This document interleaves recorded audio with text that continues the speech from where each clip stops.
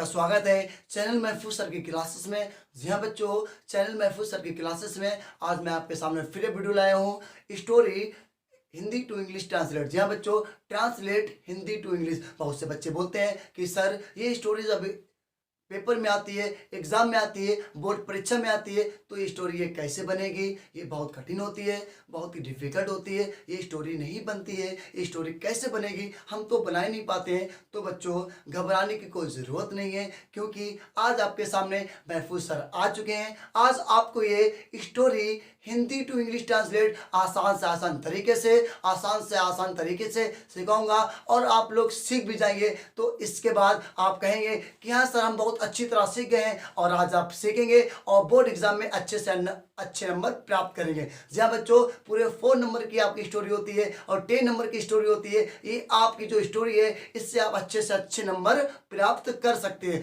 जी हाँ बच्चों, कर सकते हैं। आज मैं आपको सिखाऊंगा Hindi to English translate story. जी हाँ बच्चों, स्टोरी अब देखते हैं कि Hindi to English translate story किस प्रकार बनती है। उससे पहले मेरे चैनल को सब्सक्राइब करें, लाइक करें और कमेंट्स करें। सब्सक्राइब करना ना भूलें, लाइक करना ना भूलें और कमेंट्स करना ना भूलें। अब देखते हैं स्टोरी और चलते हैं स्टोरी की ओर।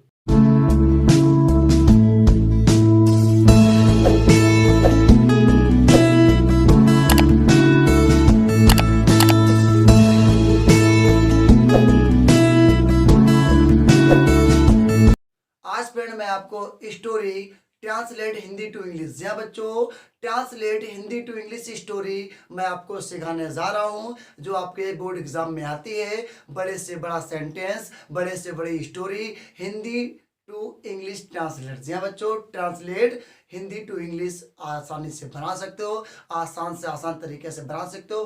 तो देखिए स्टोरी किस प्रकार बनती है। मैंने आपको इससे पहले एक वीडियो बनाई थी, लॉन्ग सेंटेंसेस, जिसमें बड़े से बड़े सेंटेंस सरल तरीके से बताए थे कि किस प्रकार से सॉल्व कर सकते हैं। यदि आपने मेरी वीडियो को मिस कर दी है तो सबसे पहले उस वीडियो को सर्च करें और लिख दें कि लॉन्ग सेंटेंसेस बाय महफूज सर, तो वह वीडियो आपके सामने आ जाएगी। उस वीडियो को देख लीजिएगा और आप आसान से आसान तरीके से इस स्टोरी को भी बना सकते हो। तो देखिए बेटा कि इस स्टोरी को किस प्रकार बनाएंगे। तो इसमें लिखा है कि ईश्वर चंद्र विद्यासागर एक योग्य अध्यापक थे। जी हाँ बच्चों, ये सेंटेंस आपका यहाँ तक पूरा हो गया। ईश्वर चंद्र विद्यासागर एक योग्य अध्यापक थे। तो हम लोग बात करते हैं पास्ट का, तो बाज आएगा क्योंकि ईश्वर चंद्र एक वचन है। तो देखते हैं, ईश्वर चंद्र विद्यासागर एक योग्य अध्यापक थे। तो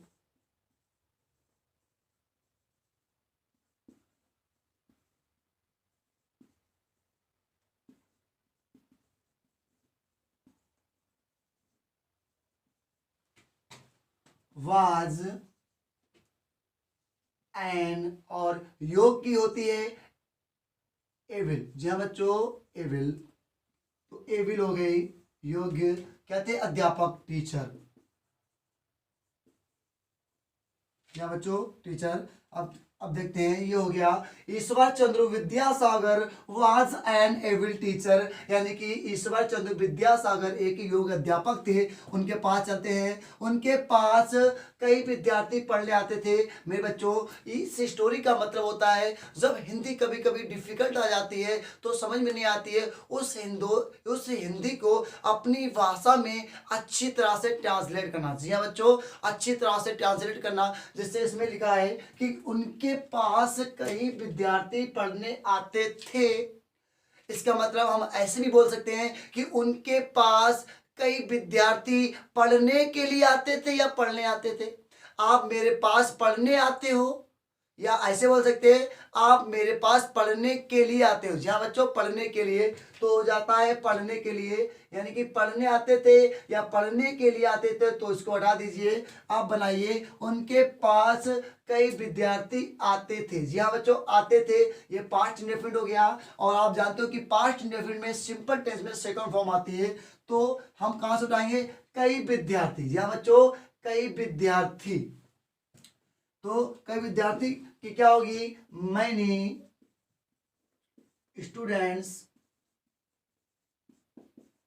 आते थे, कम की केम हो जाएगी, किसके? उनके पास। तो केम हिम, उनके पास, तो मैनी स्टूडेंट्स केम हिम, कई विद्यार्थी उनके पास आते थे पढ़ने के लिए, टू स्टडी। जी हाँ बच्चों, टू स्टडी यानी पढ़ने आते थे या पढ़ने के लिए आते थे, बात तो एक ही है। ये सेंटेंस भी कंप्लीट हो गया आपका। अब इसके बाद देखो, एक दिन, वन डे, एक वृद्ध पुरुष उनके पास पढ़ने आया, एक वृद्ध पुरुष उनके पास पढ़ने आया, या हम ऐसे बोल सकते हैं एक वृद्ध पुरुष उनके पास पढ़ने के लिए आया, पढ़ने आया या पढ़ने के लिए आया। बस स्टोरी आसान से बना सकते हो, बस हिंदी को अपनी भाषा में थोड़ा कन्वर्ट करना होता है। एक वृद्ध पुरुष उनके पास पढ़ने के लिए आया, तो पढ़ने के लिए हटा दो, एक वृद्ध पुरुष उनके पास आया, तो एन ओल्ड मैन, वृद्ध पुरुष का मतलब होता है बूढ़ा व्यक्ति। An old man came him, जी हाँ बच्चों, came him, an old man came him, एक वृद्ध पुरुष उनके पास आया, टू स्टडी यानी पढ़ने के लिए। जी हाँ बच्चों, टू स्टडी यानी पढ़ने के लिए। ये भी सेंटेंस आपको कंप्लीट हो गया। अब इसके बाद देखते हैं क्या हुआ। विद्यासागर ने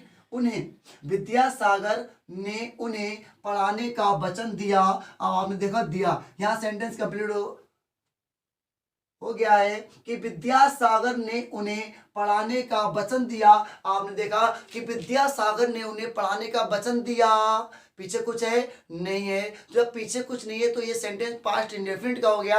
आप तो जानते हो पास्ट इंडेफिनिट में हमेशा सिंपल सेंटेंस में सेकंड फॉर्म का प्रयोग होता है। तो विद्यासागर ने उन्हें पढ़ाने का वचन दिया, तो विद्यासागर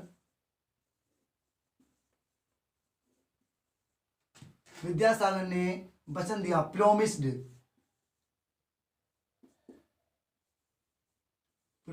विद्यासागर ने वचन दिया किन्हें, उन्हें, हिम, किसका, पढ़ाने का या पढ़ाने के लिए। बात तो एक ही है, टू टीच। जी हाँ बच्चों, टू टीच। ये आपका कंप्लीट हो गया कि विद्यासागर ने उन्हें पढ़ाने का वचन दिया या विद्यासागर ने उन्हें पढ़ाने के लिए वचन दिया।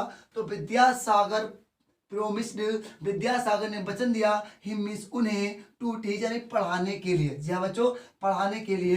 अब आपका क्या बचा है, देख लीजिएगा। बूढ़े को व्याकरण कठिन लगती थी। जी हाँ बच्चों, बूढ़े को व्याकरण कठिन लगती थी। अब मैं आपको बता दूं कि बूढ़े को व्याकरण कठिन लगती थी, या ऐसे बोल सकते हैं कि बूढ़ा व्याकरण कठिन महसूस करता था। जी हाँ बच्चों, यानी कि जैसे हमने बोला कि यार ऐसा है, ये काम बहुत कठिन है यार, हाँ यार ये मुझे काम बहुत कठिन महसूस हो रहा है। यानी कि महसूस होने की क्या बात होती है, यानी कठिन लगता है या महसूस होता है, बात एक ही होती है। तो हम लोग बोल सकते हैं बूढ़े को व्याकरण कठिन लगती थी या बूढ़ा व्याकरण कठिन महसूस करता था। तिथि यानी तिथि हो गई, तो पास्ट इंडेफिनिट हो गया। और आप जानते हैं कि पास्ट इंडेफिनिट सेंटेंस में क्रिया की सेकंड फॉर्म आती है। जी हाँ बच्चों, सिंपल सेंटेंस में क्रिया की सेकंड फॉर्म आती है। तो बूढ़े को, तो द ओल्ड मैन, बूढ़ा महसूस करता था, तो फेल्ट। और आप जानते हो फील मीन्स होता है महसूस करना, फील की सेकंड फॉर्म होती है फेल्ट। जी हाँ बच्चों, फेल्ट, FELT, फेल्ट वाले महसूस करता था। तो द ओल्ड मैन फेल्ट, बूढ़ा महसूस करता था क्या, कठिन, डिफिकल्टी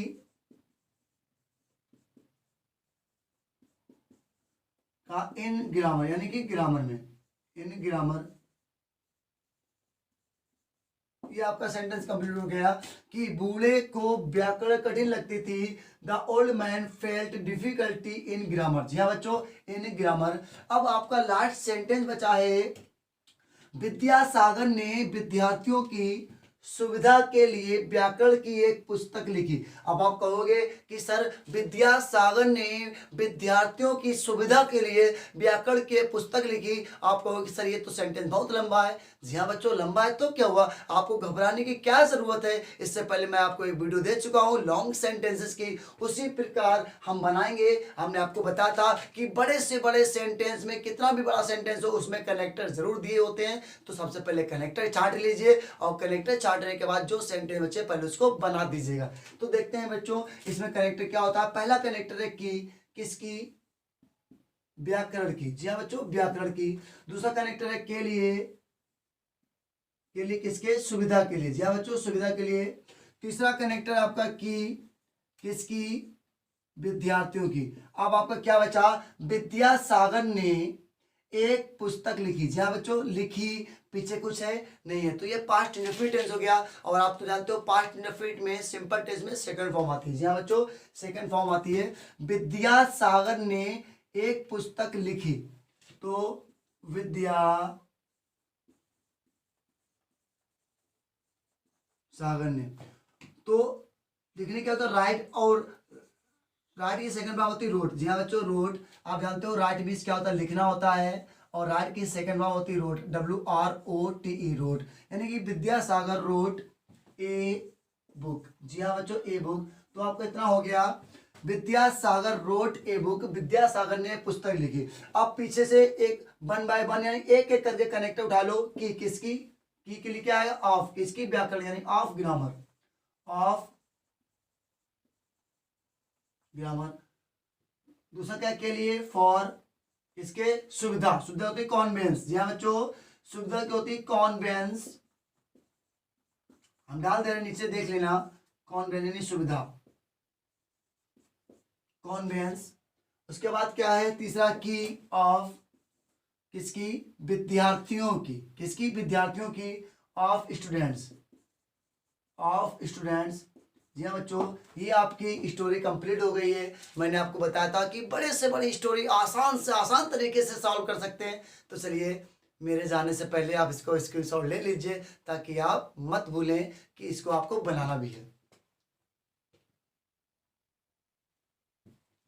तो मेरे हिसाब से आपने इसका स्क्रीनशॉट ले लिया होगा। अगर आपको मेरा ये स्टोरी समझाने या आपको समझाने का तरीका मेरा पसंद आया हो, यदि मैंने आपको ये स्टोरी समझाई है, वो तरीका आपको अच्छा लगा हो, तो मेरे चैनल को बस एक बार सब्सक्राइब कर दीजिएगा, लाइक कर दीजिएगा और कमेंट्स कर दीजिएगा। यदि आपको कोई प्रॉब्लम्स आती है, कोई समस्या आती है, तो कमेंट्स बॉक्स में ज़रूर लिखें। जी दोस्तों, अब मिलते हैं नेक्स्ट वीडियो में।